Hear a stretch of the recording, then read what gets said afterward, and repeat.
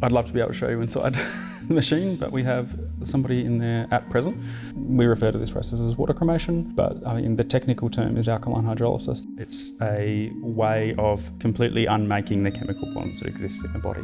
This was quite an old person, and you can see here a couple of things. Obviously, bone remains being quite distinctly human, like you can see large pieces of femur, part of a skull, any kind of implants, like hips or knees looking as good as new. If you squeeze it, it'll sort of just fall apart. Yeah. And then those remains are placed into this, which is a cremulator.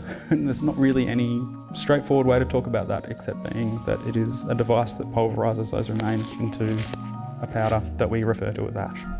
What we have on the other side of a flame cremation is very, very similar and almost identical, in fact, to what we have out of a water cremation. The persons will be lying in a basket at this angle at the moment, and there'll be water filled up to probably about here. The temperature we run the machine at is about 93 degrees, which is certainly hot, but it's not quite boiling.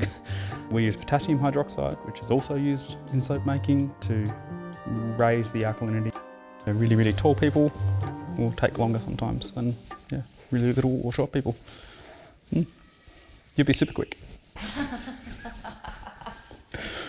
Having a consistent, relatively slow flow of water allows that process to happen quickly. When we bury somebody, as rainwater hits the ground and passes across and through and over a body, we have a process of alkaline hydrolysis that happens. And so the process that we're talking about here is chemically identical. It's just a process that we can achieve over the course of 10 to 12 hours rather than 1 to 2 years. We had a really long time talking with the water regulator in Tasmania about making sure that we could establish that the water that comes out the other end of this process is safe, that it's non-toxic, that it's able to be treated.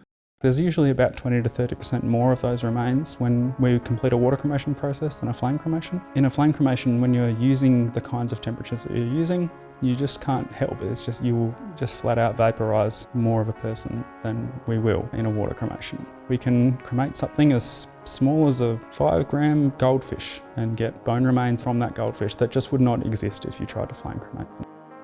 One of the things that's really beautiful, I think, about the process of water cremation is understanding that almost at any part of our human development, we can recover remains for a family. And we've demonstrated that all the way from, miscarriages through stillbirths. The most common thing that we hear is to do with the fact that they see the process as really gentle on their loved one.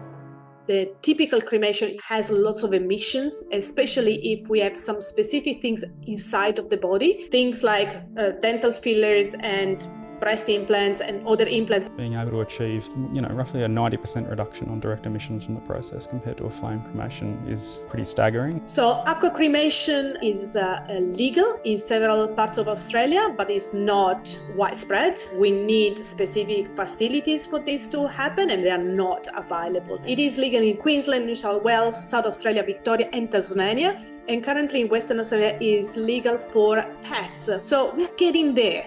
I think there is a problem with the word aqua cremation. You think the water washes but not destroys. It's just a different way to cremate, and what we have is nothing human left.